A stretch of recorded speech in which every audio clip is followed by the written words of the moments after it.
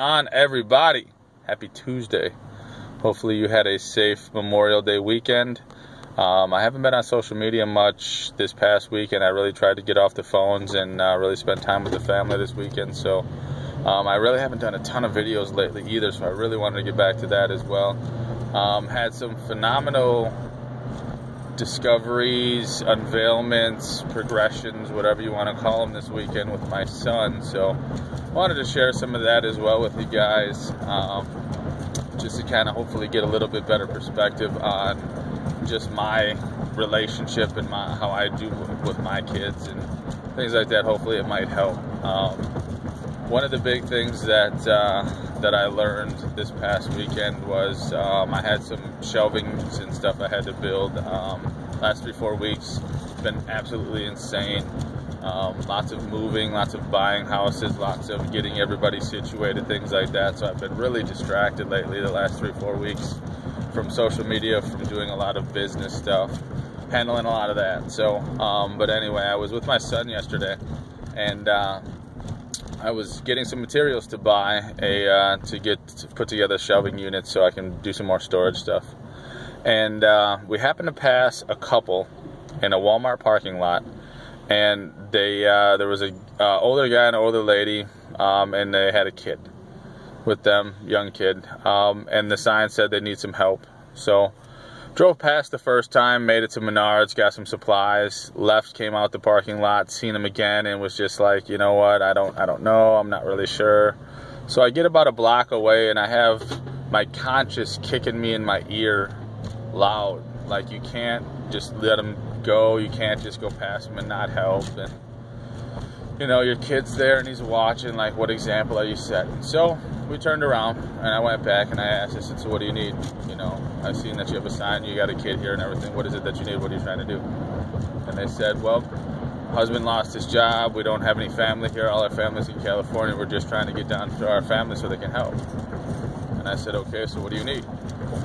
So he said, I need some gas. So he had a gas can. We grabbed the gas can, went and put some gas in the gas can, and while we're filling it up, my son asked, why did you do this? Why are you helping him? Why are you giving him gas? I said, well, because if they need it, I want to make sure that I give it to them, because it's a very humbling feeling to have to ask people for help. So, especially strangers, so that if they really are out here asking for help, they probably really need it. What happens if they don't? Well, if they're a scamming person and they're just trying to take stuff from everybody and they drive home in 2 hours with $100 in their pocket and they feel like they got one over on us, good for them. I spent $10 on worse things in life than giving a stranger gas. Not worried about it. I said, but if they're not and they need the help, how would you feel not being able to help them? Well, yeah. I said, how would you feel if your family was in a different state and you had to beg people for money to get over to where they are so that they could help you? Well, yeah, I'd feel pretty bad. I said, okay, so that's what we're doing. We're helping somebody else to get where they need to go so they can get the help that they need. So that's what we're doing. He said, okay.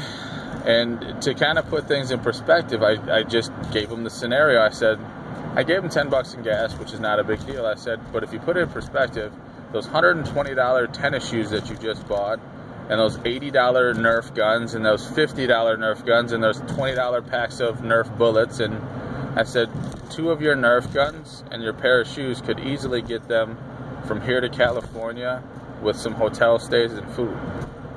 And he looks at me, just kind of amazed and surprised and not really knowing what to say. He just looks at me. And I said, see, you have to realize the advantages that you have in life, that you're tremendously well taken care of. To the point of your 2 or 3 possessions could help a family out to get what they need over the country, over the U.S., from here to California, with a few of your possessions, a few of the things that you have.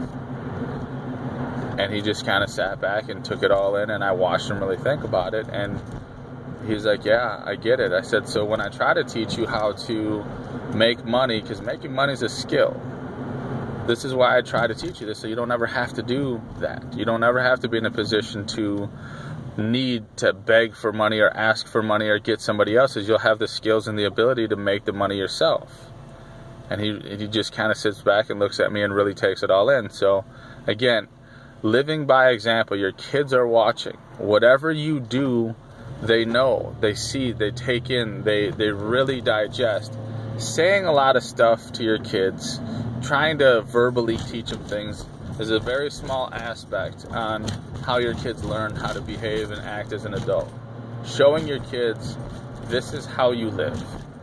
Showing him an example of, this is why I do what I do, this is why I give why I give, this is why I try to help, this is why I try to educate and empower and show people how to do things, is that so they don't have to do this. They don't have to beg for money. They don't have to ask strangers for money. This is the same reason I keep trying to teach you the same thing that I teach other people that are strangers, so that you don't have to do that. You have a skill, you have an ability, you can go any place in the world and have money, you can generate income, you can survive. So that was a really powerful story that I had with my son this week, and I just wanted to share that with you guys. I know it's a long video, it's 6 minutes or so, and I appreciate you guys taking the time to watch it if you're here at the end of the video, so I appreciate it. I just wanted to share that with you guys, and hopefully any of the parents out there really start taking notice and really start observing the fact of what you say and how you say and what you do and how you do is extremely impactful for your children's life, no matter how small or how old they are. How you live your life is the example that they have. Not what you say, not what you tell them to do. How you live your life is the example that they have. So you guys have yourself a great Tuesday. If there's anything I can do for you personally, please let me know. Give me a call, text, shoot me an inbox, an email, whatever. I'll be more than happy to help. Otherwise, you guys have yourself a great Tuesday. Stay blessed.